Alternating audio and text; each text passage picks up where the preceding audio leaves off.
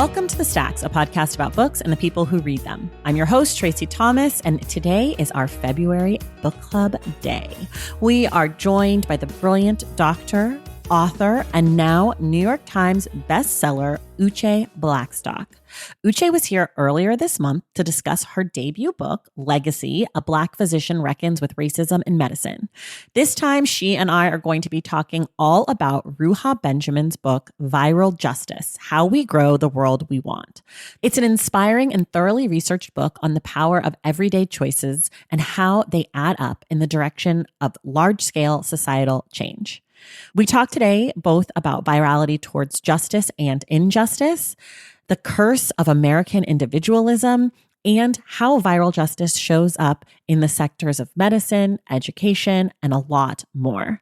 There are no spoilers on today's episode, so if you have not read the book, you can still listen along. Make sure you listen to the end of today's episode to find out what our March book club pick will be. And a reminder for all of you, everything Dr. Uché and I talk about today on the episode can be found in the link in the show notes. If you like what you hear today, please consider joining the Stacks Pack, which is our community for book lovers, and you can find us over at patreon.com/thestacks. By joining, you do make it possible for me to make this independent podcast every single week, and you get a slew of perks for yourself, like our monthly virtual book club, where this month we'll discuss viral justice. You have access to our Discord community. You get bonus episodes and you get shout outs on the show. It's only $5 a month. So please head to patreon.com/thestacks and join. Here it is. Shout outs to some of our newest members, Kellyanne Tanetti, Maggie Johnson, Lee DeVoe, Betsy Loykow, Kendra Williams, Katie, Carolyn H., and Jessica. Thank you all so much for joining the Stacks Pack, and thank you to the entire Stacks Pack for making this show possible. All right, now it is time for my conversation with Dr. Uché Blackstock about Viral Justice by Ruha Benjamin.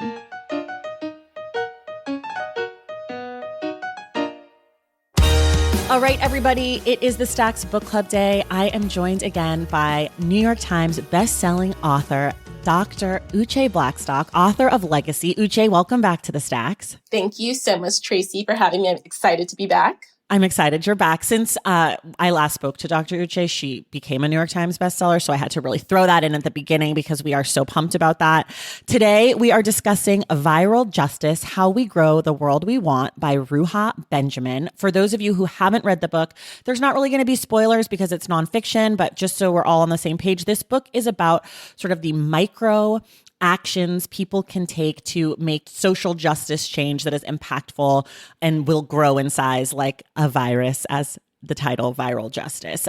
So in the book, she talks about medicine, she talks about policing, she talks about education, and we're going to get to all of that stuff. But Dr. Uché, we always start here with these book club episodes. Generally, sort of, what did you think of the book? Yeah, so I actually got a pre-read of this book because I wrote a blurb for the book. But when I read it, it was just pretty amazing because I feel like it was like in a really kind of dark time. A lot of what she writes about is during the pandemic, the early part of the pandemic, but just this idea to focus on like the little bright spots of how we can actually create change left me feeling like really positive and inspired. And so that's what I really liked the most about this book. And I love the idea, just her description of what viral justice looks like. Yeah, totally. I think I was sort of torn on this book.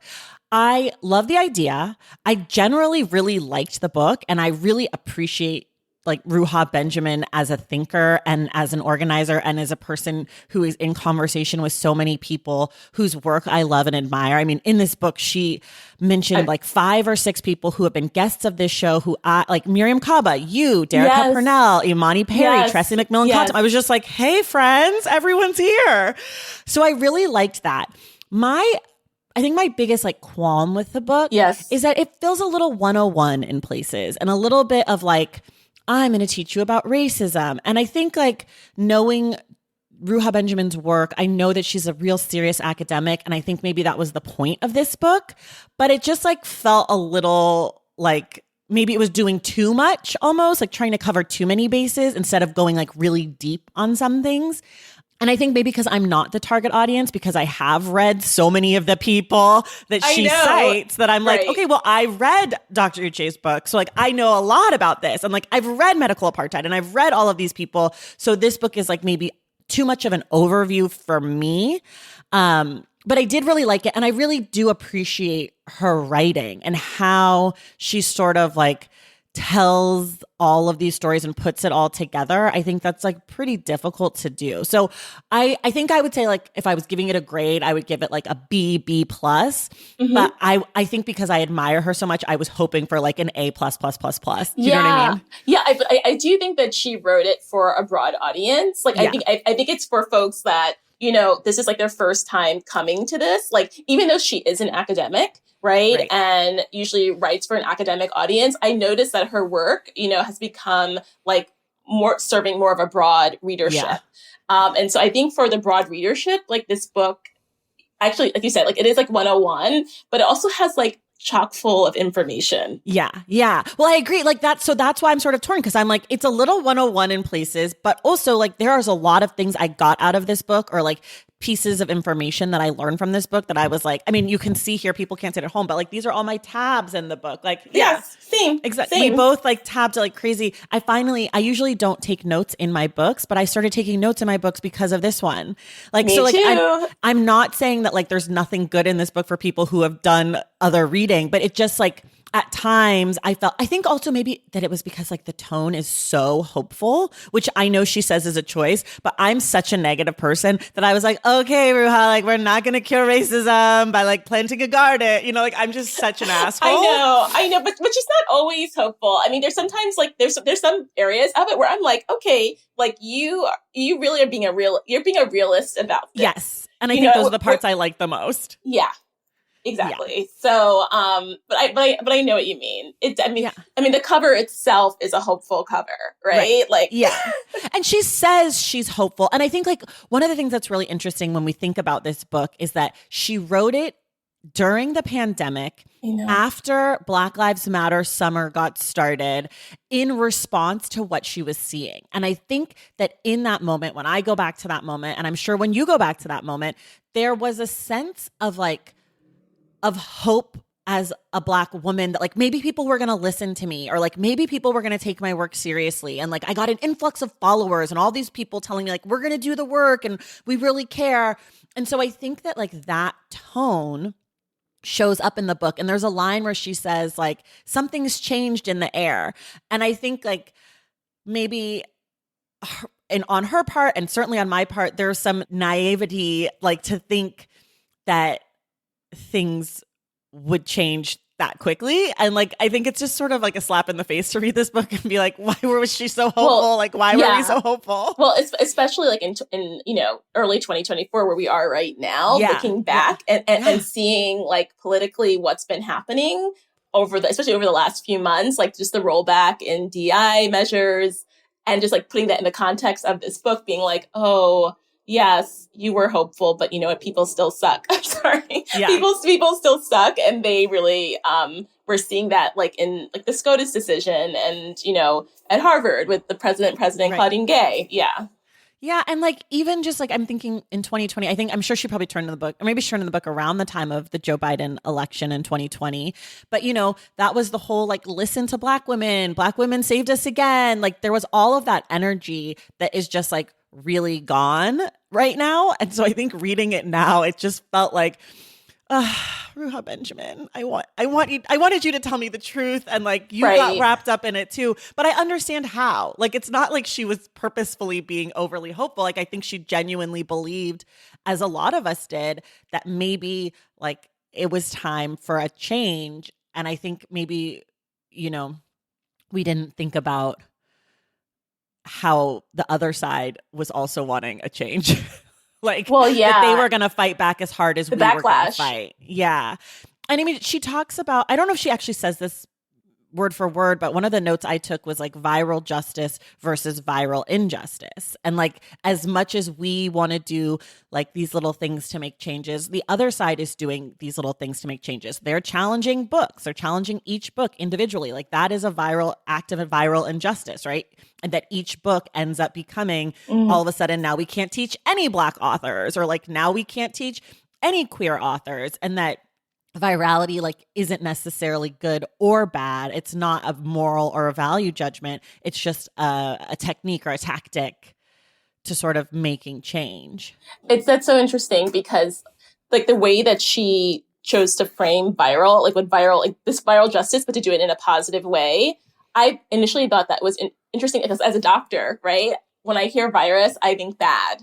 Right. I always think bad. Like right. viruses are never good. So to reframe it in this way, but then also to say, yeah, the other side is also doing small things that actually end up adding up to create like a big bad difference.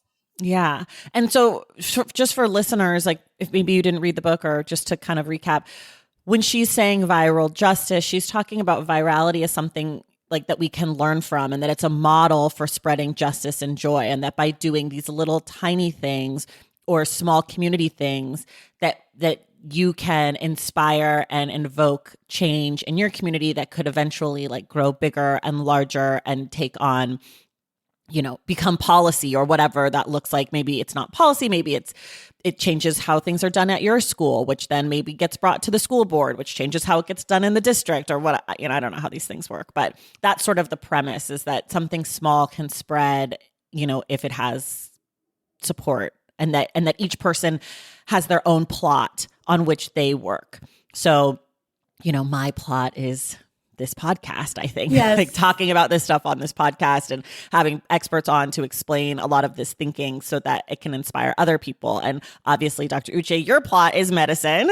Yeah. And so that's sort of like the premise, overarching premise of the book. But on the flip side is like this idea that change is not inherently good, that there are changes that happen that are bad. Or, I mean, I guess it just depends on what side of the change you're on. I think some people would say book banning is fantastic.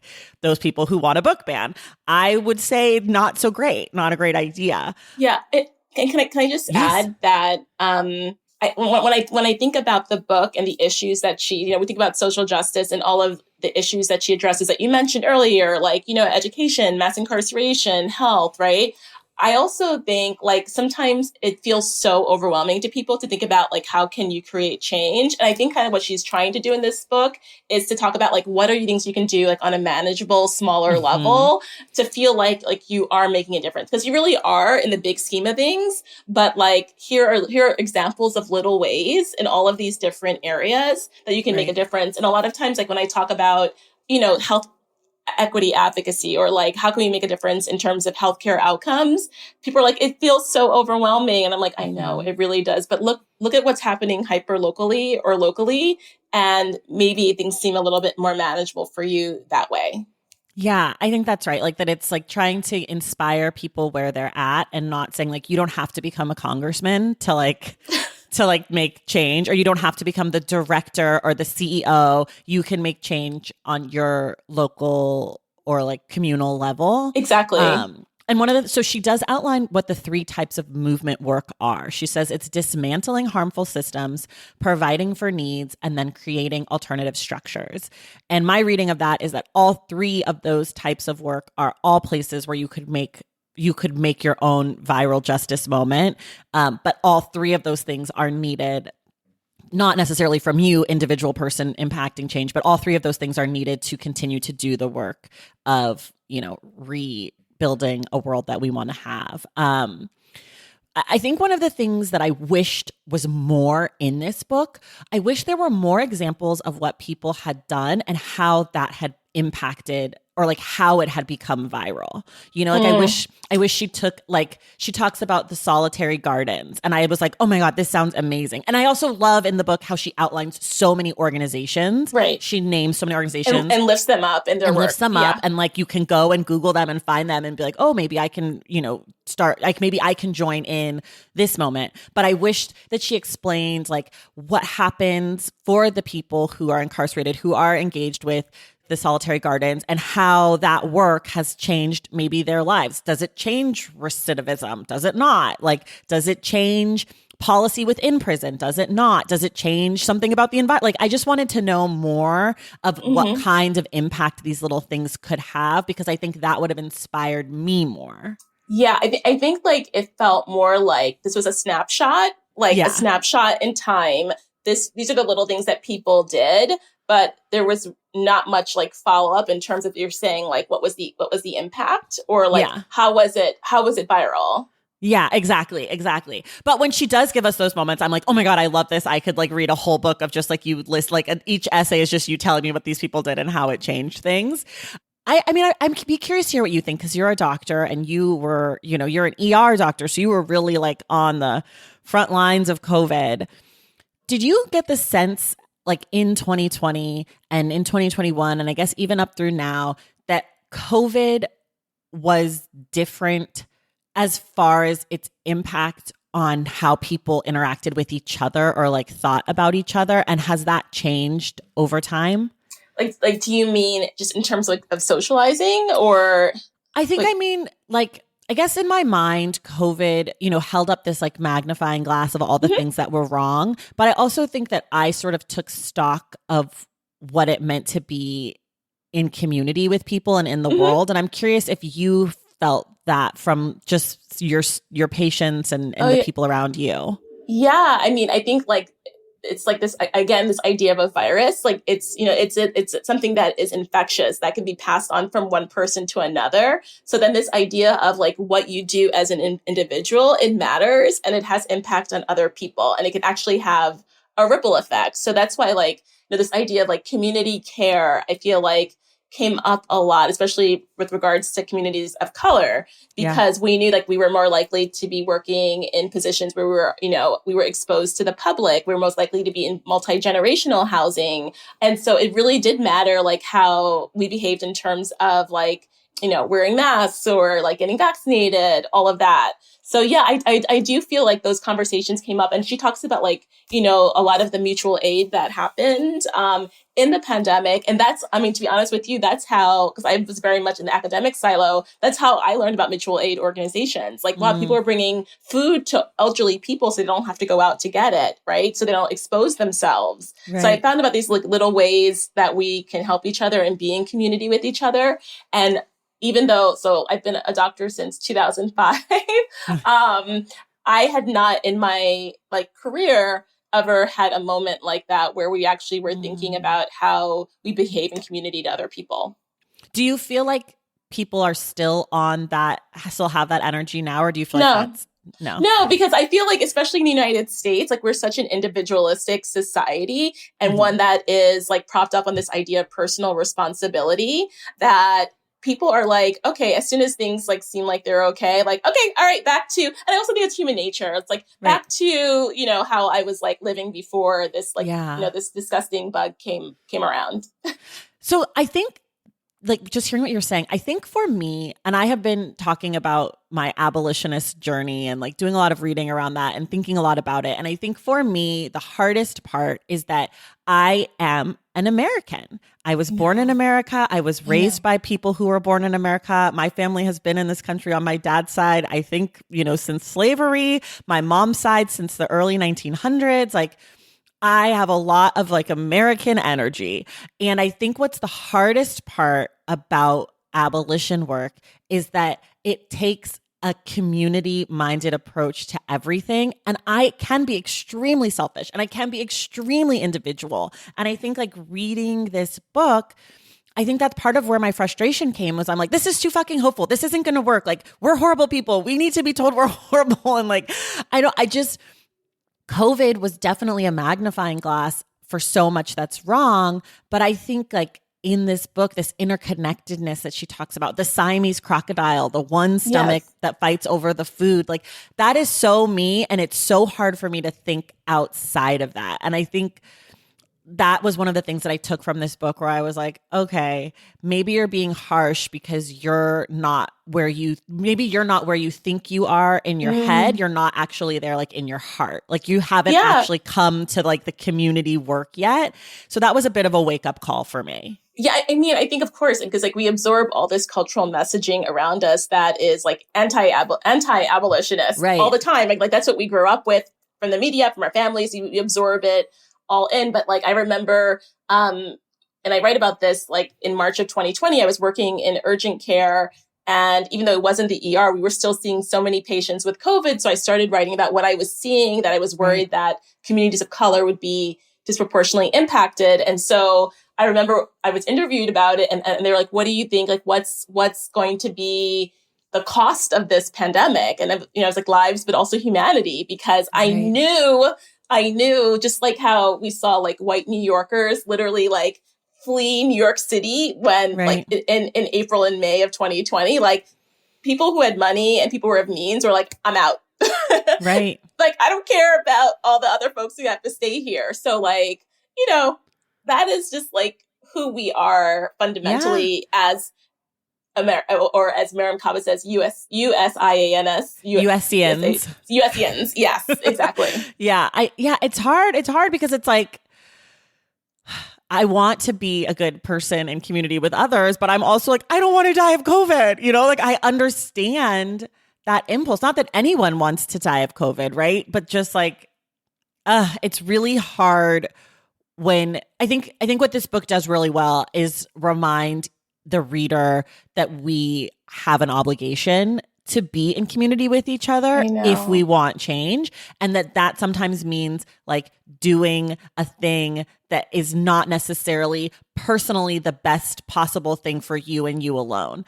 And that is very, very, very hard to wrap my personal brain around, but I think it's probably hard for a lot of people, which sort of this is the chapter I'm really interested in talking about. Obviously, I want to talk about the medicine chapter with you, but the lies chapter, which is about education, because I know a lot of people who listen to this podcast are educators, whether they're librarians or teachers, or, I know we have preschool teachers, we have high school teachers, we have academics, we have, a lot of people who are in the education sector.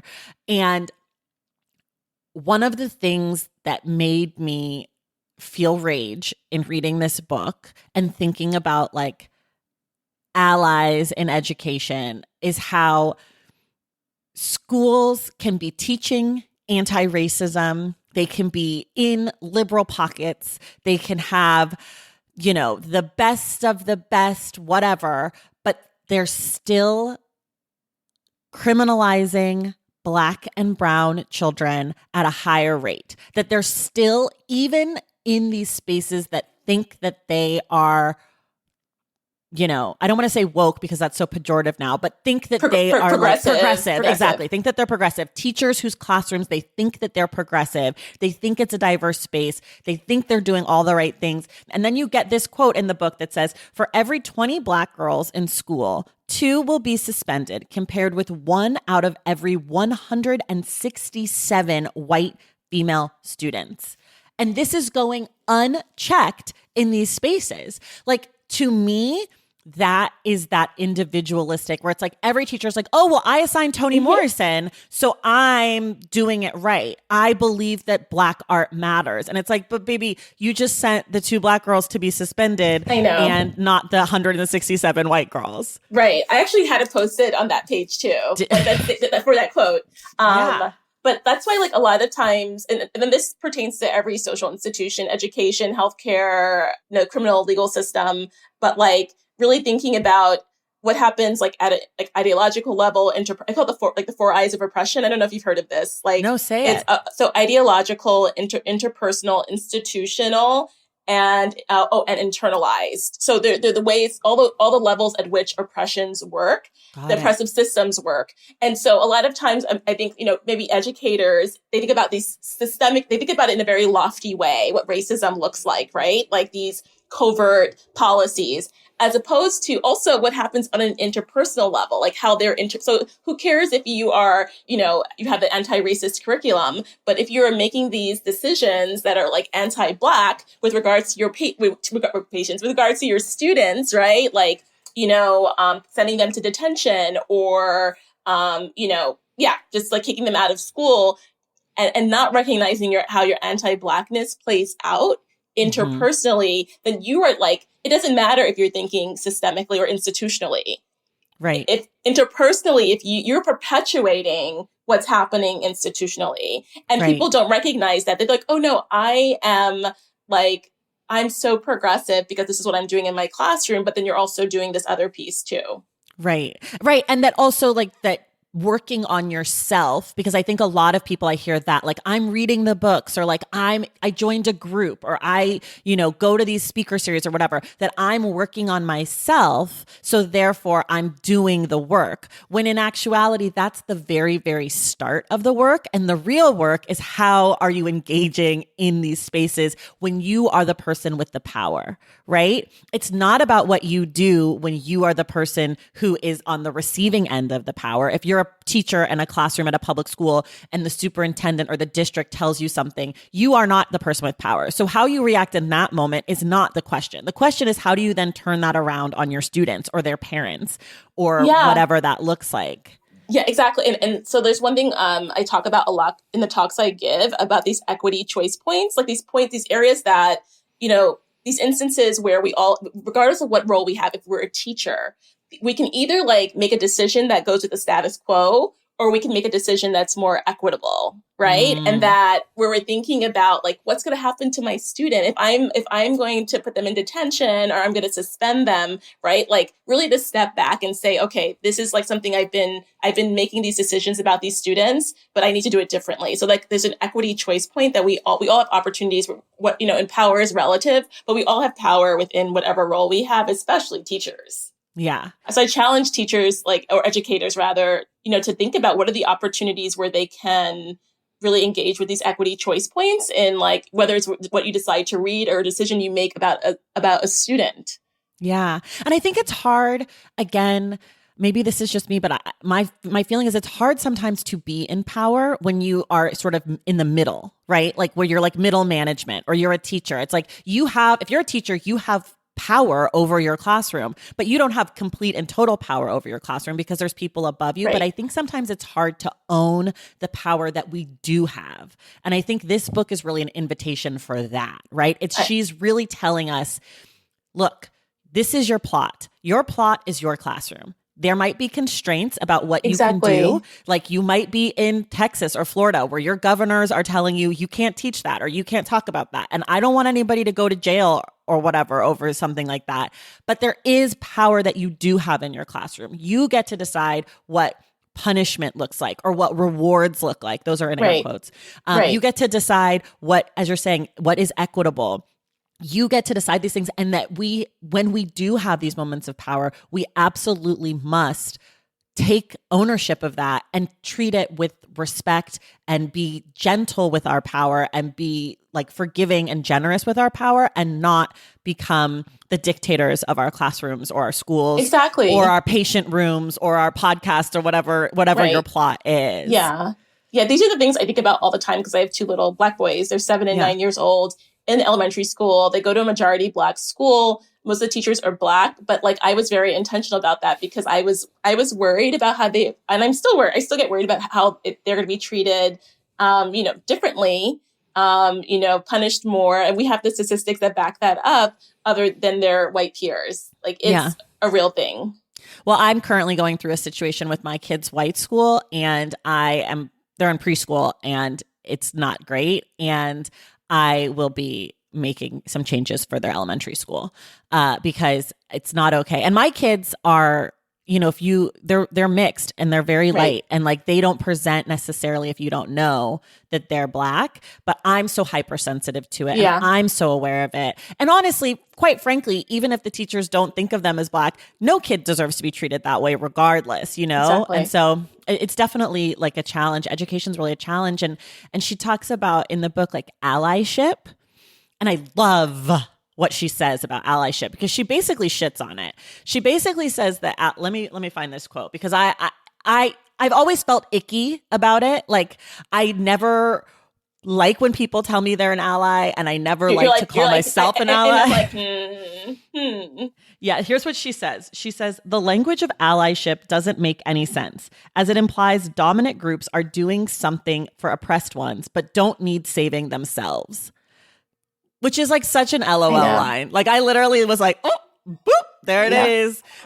Because it still implies that the dominant group is trying to dominate in some way, like that they're still flexing their power. By saying you're an ally, it implies that like you're still better than the group that you're an ally to, or like that you're other than them, instead of like in the trenches fighting for the thing because we're all connected. I know. I actually like this term, even though people don't like it, accomplice. Mm-hmm. And because it already like says like the system is already broken, the system is already sick, and like we're working together to like subvert the system. You know what I mean? But people are like, oh, accomplice sounds like so negative, but I feel like allies just sounds too. And I'm much more of like a positive, optimistic person than I think you are. You are. But allyship, I'm like, when I see someone has like a BLM ally in their Twitter handle, I'm like, you better stay away from me. Yeah. Because I do not trust you. Because that's not something you should have to announce. Just do the work. Just do the work. Yeah. Exactly. I agree. I the word allyship, I've always disliked it. I think because when I first came to it was years ago in college. I was a theater major, and so I had a lot of queer friends, like a lot, because that's sort of like a safe space for a lot of queer people. And you know, we used to say a term that was really inappropriate for women who had a lot of gay men friends. And then it shifted to like other terms that were stupid. And then ally sort of became a thing that people were really into long before I heard it used in a racial space. I don't know if that's actually true, but that's just how I came to it. Yeah. And I always felt like it seemed silly. I was like, why do I have to tell you that I think gay people are great? Like, they're all my friends. Like, this is my community. I shouldn't have to announce that. I shouldn't have to separate myself from that. Obviously, my experiences are different because I am heterosexual, but like that doesn't matter. That's not relevant to me thinking that they should like have rights. And like, that's not relevant to me wanting to go to the Pride Parade. Why should I have to announce that? Why can't I just be amongst the people that are my community, period? And so I've always felt weird about like the performance of allyship and the way that she writes about it in the book. I was like, thank you. Because she really put words to what has felt so icky. Yeah. And I think also like that time when she was writing about this, like in 2020, like we saw a lot of that performative allyship, like from individuals and from organizations. And like in retrospect, looking back, you're like, okay, that truly, we thought it was performative at the time. And it really was. Right. And like, we see it every year on MLK Day when the FBI is like, love you, Martin Luther King, bestie, hi boo, I have a dream. And it's like, baby, anybody can be an ally if the FBI can be an ally to Martin Luther King in the year 2024. Like, so it means nothing, you know? Nothing. She has this line about she talks about, and this is tied into this allyship thing, about how racism is productive. And I think like that's why people want to identify as an ally, because they want to feel like they're doing something. But she says, until we reckon with the fact that racism is productive, we'll continue to be caught off guard by its persistence and reissuance. Productive not in the sense of being good, but in the literal sense of being able to produce things of value to some, even as it wreaks havoc on others. These productions include everything from segregated neighborhoods in which white assets appreciate and Black assets depreciate, to the carceral system that preys on Black communities while providing employment, lucrative contracts, and cheap labor, especially for rural America. She goes on to say a lot more, but I think that that's sort of part of it is like racism as an ecosystem, which means if you're not being racism against, or you're not the top that's making all the money, you have to find your place in it. And a lot of people choose to be like an ally, which is sort of like a lukewarm position in the whole thing. Yeah. Let's take a quick break, and then we're going to come back and talk about medicine. Valentine's Day is upon us, and I've got love on the brain. Love for books, duh, of course. Hello. Did you forget what podcast you're listening to? I love bringing you all great reads, exclusive author interviews, and behind the scenes book gossip. But I can only do that with your support over on Patreon and Substack. Our Stacks Patreon community, also known as the Stacks Pack, is where you can go for book club meetups, a private, very active Discord, and a year-long mega reading challenge to help you achieve all your reading goals. Plus, you also get that monthly bonus episode. Now, over on the Substack, you can subscribe to my newsletter, Unstacked, where I keep the book conversations going. I also give you a healthy dose of sports and pop culture, definitely some hot takes happening over there. And again, that bonus episode. If you don't have a few dollars to spare, don't worry. There are free options on the Substack and the Patreon to get you a little extra Stacks magic. Making this podcast is a total team effort, and by supporting my Patreon and my Substack, you allow me to support my amazing team that makes the show possible every single week. So if you or your friends are looking to meet other book lovers and support this indie podcast, come hang out with me on Patreon, Substack, or both. I would love to have you. And since we're talking about love, you can gift subscriptions to the Patreon and the Substack for that special reader in your life. For the Stacks Pack, head to patreon.com/thestacks. And for the newsletter, head to traceythomas.substack.com. And also, there are links to both in the show notes. Okay, see you in the Stacks. Okay, we're back. I want to talk about medicine. We've got a doctor. Not only do we have a doctor, we have a formerly DEI doctor. So I want to start in the first chapter in Weather, where she talks about weathering, which is all about like how Black, what's the woman's name? Geronimo. Arlene Geronimus. Arlene Geronimus. She's like the researcher behind this idea of weathering. She has a book that just came out, I think last year, called Weathering. It's pretty fantastic. It'll make your stomach hurt. Because of how bad, like it's good. Right. It just is like, whoa. But what she talks about in this chapter is data as a barrier to actually helping, that it's a tool that ends up funding more research, but not a tool that ends up getting things done. And that was a real circle flag, draw on the page, scream into the void moment, because we have all of this research, but what has it gotten us? And I want to know what you think about that, because I know as an academic, as a doctor, you guys need a lot of research, but also, is it fixing things? Yeah, and it's especially frustrating when it comes to racial health inequities, because we've literally have like 30, 40 years of research that show that there are these differences, and the differences are worsening. And so I would love, and what happens in these academic silos is everyone's like talking to each other about this, but but not no one. There's just like a very little action. And so that's why, like, I think it's just so important for us to like get out of these silos and talk to like a broad audience, talk to policymakers about like, what do we think are things that can make a difference? So like the Momnibus bill, which has like been trying to be pushed through Congress to prevent like the high Black maternal mortality rates, like that's something that actually, and it's an intervention that can make a difference. If we had more like policies like that, well, that has to get approved. It hasn't gotten approved yet. Representative Lauren Underwood from Connecticut, she's still trying to push that through, but there are a lot of folks, especially in this anti-DEI environment, that don't want to push that through. But yeah, it's super frustrating to have all of this research about that documents the disparities, but doesn't really document the interventions and what works and what doesn't work. What can people do? Like, what can a doctor do if they have the information, but they don't, like, is there viral justice moments that can be done like by individual doctors, or like what do we do? No, absolutely. Like, I think, you're married to a doctor, so you kind of know that sometimes like what happens in the process of becoming a doctor, you totally like lose that your three-dimensional self without you were like doing a lot of community work. You're doing like a lot of really great things before medical school, but then you got super busy. But I think like doctors need to be their patients' advocates. Like, who is like the number one advocate for a patient? It should be the doctor. So like literally there are a lot of like patient advocacy groups out there. There's stuff happening hyper locally and locally in communities that I feel like, even like food sovereignty or like housing insecurity, like there are groups that deal with those. Like, as doctors, we really should be involved in those like local grassroots movements. Like, there's no reason why we shouldn't be. Like, it's not about what's just happening like in the exam room or the clinic room. We need to think more holistically about how we care about patients. Yeah.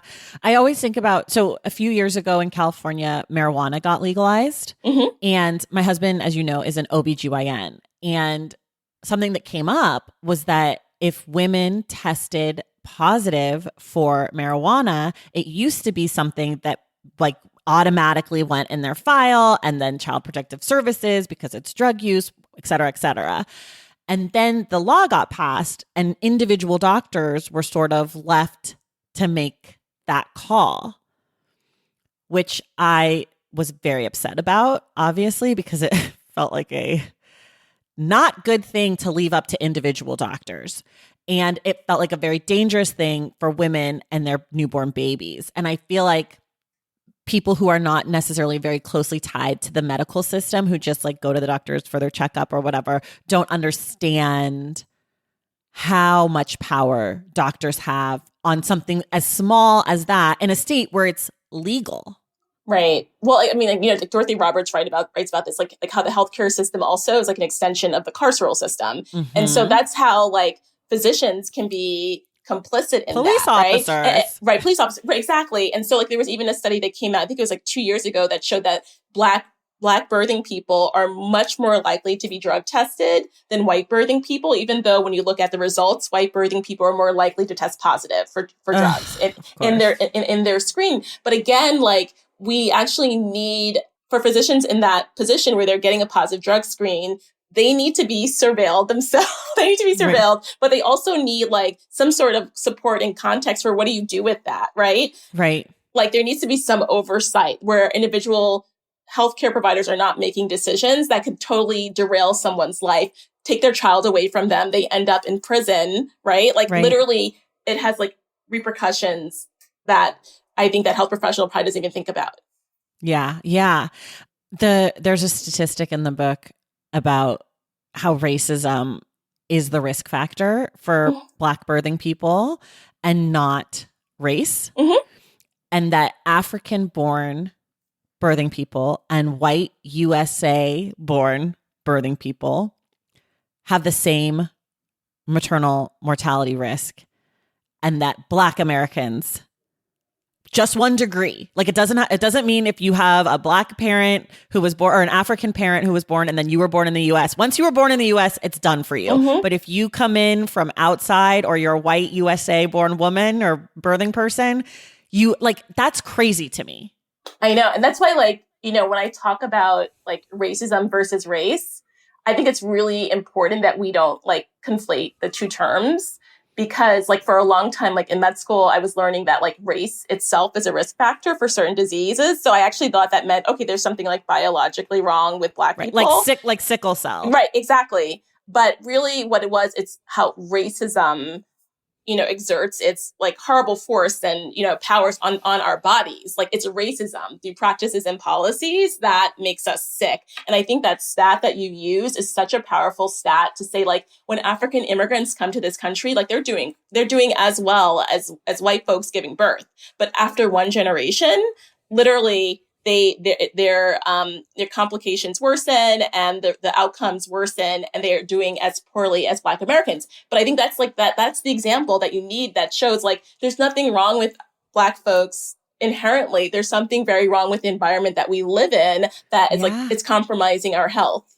Yeah, I mean, I had my first time having like my aha moment around racism versus race was around blood pressure. I think it was in a Harriet Washington book. She talked about how Black people in Africa do not have high blood pressure. Because I thought my whole life, it was like, if you're Black, I just gotta, I was like 20 being like, I'm worried about, I was a dancer. I taught fitness. Like I have great blood pressure, but I was like, I am worried about my blood pressure at 20 years old. Every time I go to the doctor and get my blood pressure, my blood pressure goes up because I'm stressed out that I'm going to be like, and I learned that this wasn't even fucking real. I mean, it's real, but it wasn't real because of what is inside of, it's not real because of what is inside my body. It's real because of what is outside my body. And that was so upsetting and also so illuminating and powerful for me to know that information. And then seeing it again here with this African born versus USA or Yeah. USA born, like that same statistic. It's just, you can't argue with that, right? Like You can't. could argue other things, but that's like, hey, we're all Black. Right. But why are we dying? But people will try to argue that. I'm sure they will. I'm sure. I mean, the racism will try to, on Twitter, they'll argue. Listen, I put on threads the other day that it's not okay for book podcasters not to read their authors' books. And people were fighting with me about it. And I'm like, wait, what? I saw people were trying to rationalize it. I was like, ooh. I'm like, you'll fight with me about anything. My friend Cree was like, you should just put up water is good for hydration and see what people say. I was like, no, because people will be like, Gatorade is good for hydration. Water's not the only thing you could drink for hydration. Who needs to be hydrated? But yeah, the blood pressure thing and now this one, it's just like, and I feel like sometimes I need the reminder that there's nothing wrong with us, because I know there's nothing wrong with us, but sometimes you feel like maybe we're doing something wrong. Like maybe it's us. And like, I know it's not, but it doesn't always feel like that, because it's like, well, then how come we keep dying? I know. It's just, yeah. And that's why, like, I try to use my platform just to educate just like regular folks about this, because I want people to know, like, it's not you, it's the system. It's the environment that we live in. And it's working as designed. Yeah. Yeah. And I think the other part of it is like, and you mentioned this in your book, I think as Black people, there is shame around being a statistic or like being racismed against. Like there is a shame and like that we want to explain that away. And as I was reading this book, I had twins, I had a C-section. And I was like, oh, I'm not a statistic though, because I had a high risk pregnancy. Like they were twins and I did have high blood pressure and like all this stuff. And like, I think in my case, I think I got extremely good healthcare because my husband is a physician in the department of which so I don't think that I always felt extra safe as a Black woman in that situation because, whatever. But I still had the impulse to be like, well, my C-section was like, I needed a C-section. And I think like, I don't know where that comes from, or I guess I do know where it comes. It's hard to grapple with that, I think, as a person who believes that racism is real, but also doesn't want to feel like I'm just part of this horrible system. Does that make sense? Yeah. And that's the whole, like, one of the I's, the internalized eye of oppression. I mean, that's like that. That's the internalized work, right? Like this, like, cultural messaging that we get and that we have to, like, actively work against. And we're like, no, we don't want to be a statistic, but it's hard to think otherwise sometimes. Right. But I guess maybe there's also like some pride in being a statistic, because it's like maybe my being a statistic will help change the thing. I don't know. Ideally, we don't want you to be a statistic. No, we don't want to be statistics. You're right. I was trying to be positive. It doesn't work on me. Being positive is not for me. But I do want to talk about vaccine hesitancy, because she talks a lot about how it sort of pathologizes Black people. You talk about it too in your book, and how it's always on like, well, why don't Black people want to get vaccinated? And like, yeah, we understand bad things happen to Black people, but like, don't they know that this is good for them or whatever? So I'd love to hear kind of your thoughts on that section. I mean, you know what? Like, I was very understanding of Black folks who are like, I don't want to get vaccinated. And I recognize that like, people needed multiple conversations before they made a decision, because it's like, how can you have like centuries or decades of like mistrust or like no connection between healthcare environments and your community, and then all of a sudden people are like, okay, you need to get this thing done, and this thing was developed super quickly, and it works, and just go get it done. And so I was just like, really, like, I get it. I understand people's concerns. Like, if I can, I'm here to answer your questions. If you want to wait a little bit and think about it, sure. But, it is time sensitive. But yes, we have this like horrific history where we have been experimented on, exploited, where when you go seek care that you're often not listened to or you're ignored. So I understand like how in this moment you're like, I don't know if I want to get this vaccine. And I talk about the story with my barber who's like, literally, Uché, like, you're the only doctor I know. I don't have health insurance. I see you on TV in the barbershop. And like a year later after the vaccine rollout, can I talk to you about getting the vaccine? We talked for an hour and then he got vaccinated. Right. And so I always feel like I wish everyone had a Dr. Uché Blackstock. Not like there's anything special about me, but just someone, an accessible doctor. Exactly. That they trust. That they trust. And that was so clear when the pandemic started, that there were so many people that didn't have a health professional that they trusted. Yeah. And I think, you know, in the book, she brings up the point that like, it's not on Black people to trust the medical system. It's on the medical system to make us trust them. Right. Like you guys have been fucking up for centuries. And now all of a sudden, oh, I owe you this thing. Like you sterilized Fannie Lou Hamer. You practiced gynecology on enslaved women without anesthetics that you had.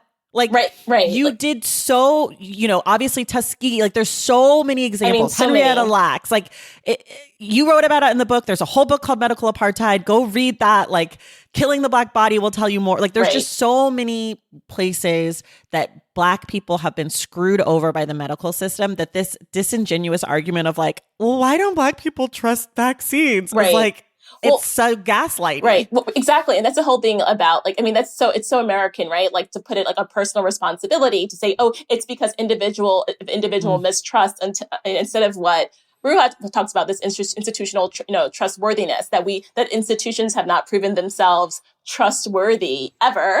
So, it's really the institution's fault and not the individual person's fault. Yeah. Yeah. I mean, we're like running out of time, of course. And there's so much in this book. There's a chapter called Hunted that's about like mass incarceration, but the part of it, we've done a lot on mass incarceration on this show. So I'm going to kind of skip over that part, but we have episodes with Derek Purnell, Miriam Kaba. We did a whole episode on a book called, Prison by Any Other Name. That's all about like other, so like there's resources there that cover a lot of what's covered in this section. But the part that I was really shaken by, that has always been very upsetting to me, is this sort of communal effort to punish and surveil our own communities and neighbors.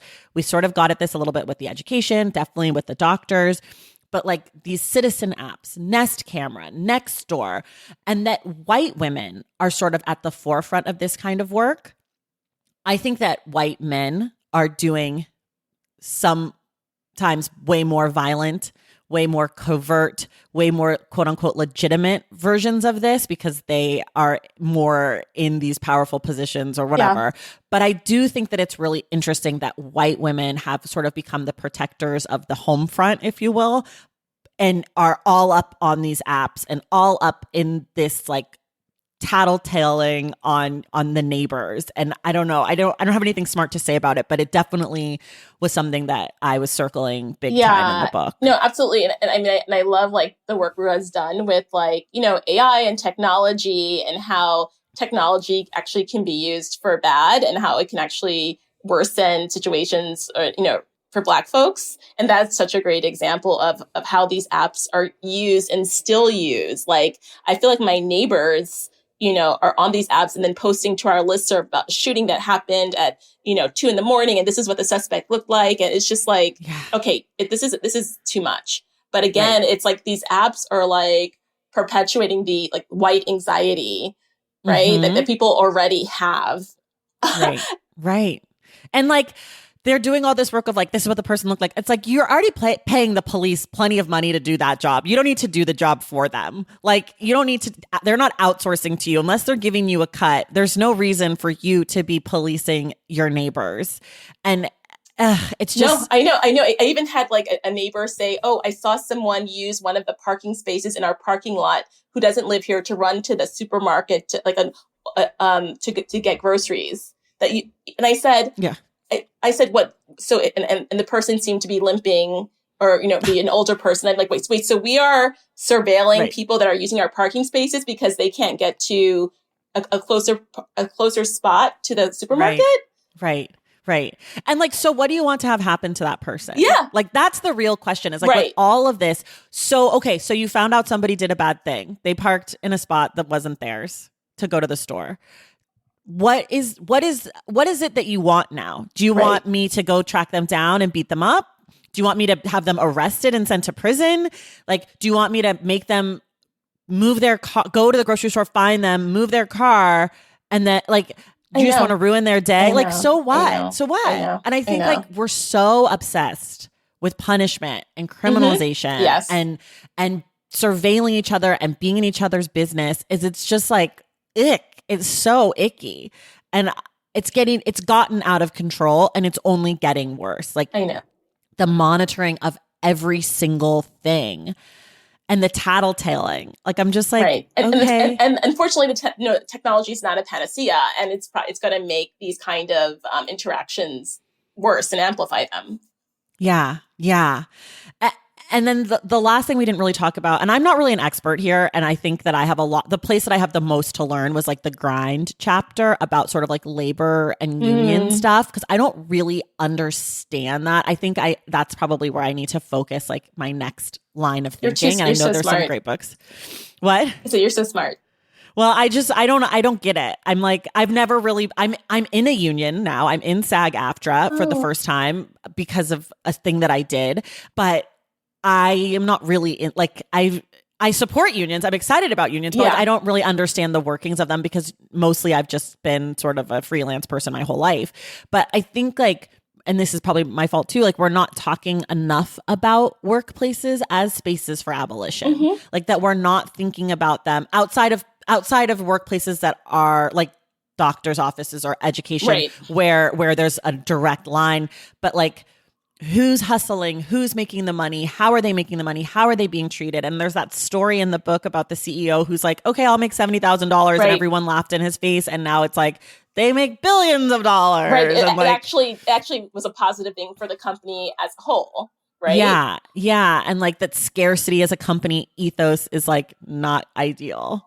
For me, actually, just doing the health advocacy work, I became more in tune with what's happening in workplaces because there were so many low income, low wage workers that were being exposed to the virus and not having employer sponsored healthcare, not having family paid and sick leave, and thinking about like, how can we make workplaces safer for the workers that really put their lives on the line? And so for me, it was like the pandemic that kind of got me more attuned to what is happening in workplaces and how can we keep workers safe. Yeah. And then also like the gig economy part of it too. Oh, that, I mean, I found this chapter probably to be one of my favorites because I think I knew the least about it. But I also feel like I have the least to say about it because it's like sort of that's where I've got to go next. Yeah. I want to end with this quote from Miriam Kaba about what needs to be done. Of course, Miriam Kaba is like one of my personal heroes of a thinker and human, and she's amazing. Amazing. If you haven't listened to her episodes on the Stacks, they're some of my favorites because I'm obsessed with her, but she's also funny. I didn't know. I thought she was going to be serious. No, she's a great time. I'm not surprised because I follow her Twitter or X feed, and she makes me laugh all the time. All the time. So funny, so smart, just a dream. Okay, I'll leave a link for everything we talk about, including that in the show notes. But here is what she says about kind of like what needs to be done. I'm actually super bored with the concept of performativity. I think about sites of struggle as just constant learning, being super curious, come with what you know, be willing to learn, and be willing to be transformed in the service of the work. And I just think like that's really it. Yeah. We got to come with what we have. We got to listen to who's already there, and we got to just be curious about how we can do it better. And if we can do that, like, I think there is so much possibility. And I think possibility is the thing that I love the most about abolition work. It is the hardest part for me, but it's also the most thrilling part. And I think like for all the things that I did or didn't like about this book, I think the idea of it and like what it made me think about, I'm super, super grateful for. I don't know if you have anything that you want to add. No, I'm also on my abolition journey, just learning more about it. And I love how that was always in the background in this book for thinking about like how systems work or should work. And so, that was that was the inspirational piece for me. Yeah. We sort of talked about the cover and the title already. I like the cover. I think it's cute. It's striking. Like I'm like, when I see it, I'm like, oh, I like this. And I think the title works, but I don't have strong feelings about either. How about you? I love the cover because it is so striking, and I love the profile and the Afro textured hair and the flowers and leaves growing out of it. It actually was an inspiration for my title. For my cover. I sent it to my graphic designer. I was like, I was like, just so you know, this is a cover that I really love, even though it doesn't look like anything like this cover. It doesn't, no. And then, the viral justice piece. Yeah, I think I love like the idea of what she wants it to mean. and like the inspirational piece of book, how we grow the world we want. So yeah. And I guess the grow is sort of tied into the botany of the person. Yes. No, I do. It's such a striking cover. It definitely stands out. And I do think it's really beautiful. Okay, we're done. I think we're done. Do we have anything else we want to say? No? We're good. Okay. Everybody, if you haven't read the book yet and you just wanted to hear us talk about it, go read the book. And while you're at it, make sure you go get a copy of the New York Times best-selling book, Legacy, A Black Physician Reckons with Racism in Medicine by Dr. Uché Blackstock. Today's guest, you can listen to it on audio. She reads it. I did some listening. I did some reading with my eyes. Both ways are fantastic. Dr. Uché Blackstock, thank you for being here. Thank you, Tracy, for having me. This was fun. Thanks. And everyone else, we will see you in the stacks.